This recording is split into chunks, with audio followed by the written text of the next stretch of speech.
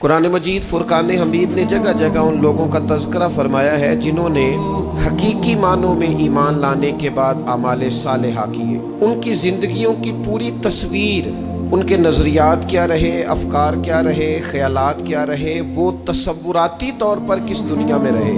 سب سے زیادہ انسان سکون میں یا تکلیف میں ذہنی طور پر ہوتا ہے۔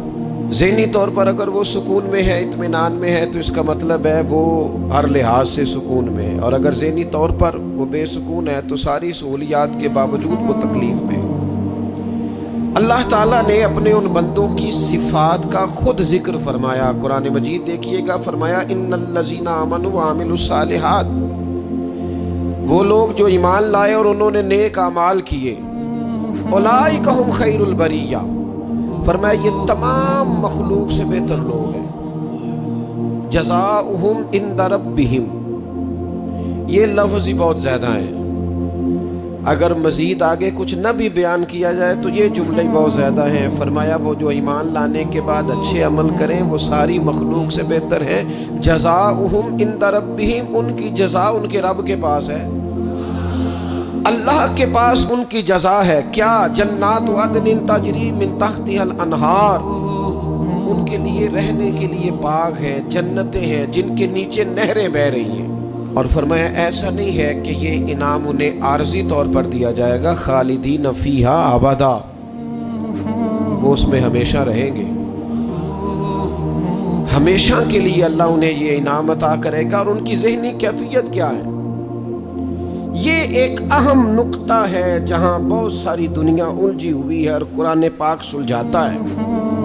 ان الذین آمنوا وعملوا الصالحات، یہ وہ لوگ ہیں جن کی جزا ان کے رب کے پاس ہے، یہ ساری مخلوق سے بہتر لوگ ہیں، یہ وہ لوگ ہیں جنہیں اللہ جنت دے گا جس کے نیچے نہریں بہہ رہی ہیں، خالدین فیہا ابدا، اس میں ہمیشہ رہیں گے۔ لیکن آگے جا کے اختتام پہ ان کی جزاؤں میں سے جو ایک جزا بیان کی وہ بڑی قیمتی ہے۔ ذہن کے اندر بہت ساری آزمائشوں، بہت سارے سوالات کو حل کرنے والا مسئلہ ہے۔ جنتیوں کو رب ایک جزا دے گا، وہ لوگ جو ایمان لانے کے بعد اچھے اعمال کریں گے، وہ جو ساری مخلوق سے بہتر لوگ ہیں، ان کی ایک جزا بیان کی، ان کا ایک انعام بیان کیا۔ خالق فرماتا ہے ان پر میرا انعام یہ ہے کہ رضی اللہ عنہم ورضوا عنہ، فرمایا اللہ ان سے راضی ہے، وہ اپنے اللہ سے راضی ہے۔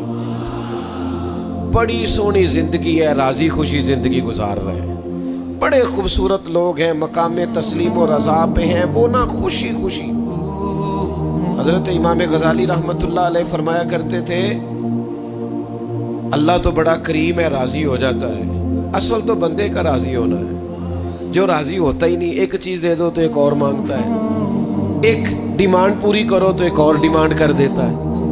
یہ بندہ اگر اس مقام پہ پہنچ جائے کہ یہ راضی ہو جائے اپنے رب سے اور یہ کہے کہ الحمدللہ میرے مالک نے جہاں مجھے رکھا ہے کمال ہو گیا، اگر یہ راضی ہو جائے پھر اللہ تعالیٰ اس سے سکون بھی دیتا ہے، اطمینان بھی دیتا ہے، یقین کامل کی دولت بھی ملتی ہے، استقامت بھی ملتی ہے، سجدے کا ذوق بھی ملتا ہے، عبادت کا نور بھی ملتا ہے، حقوق العباد ادا کرنے میں آسانی بھی ہوتی ہے، فقیری میں بادشاہی بھی ہوتی ہے، پھر جناب فقر میں سخاوت بھی ہوتی ہے، پھر سادگی میں حسن بھی ہوتا ہے، پھر وقار بھی ہوتا ہے، پھر وزاداری بھی ہوتا ہے۔ رضی اللہ عنہم ورضوا عنہ، اللہ ان سے راضی ہے، وہ اللہ سے راضی ہے۔ ذالک لمن خشی ربہ، یہ اس لیے کہ وہ اپنے رب سے ڈرنے والے ہیں، انہوں نے زندگی ذرا محتاط ہو کے گزاری ہے، رب کی نافرمانی سے بچ کے وقت گزارا ہے۔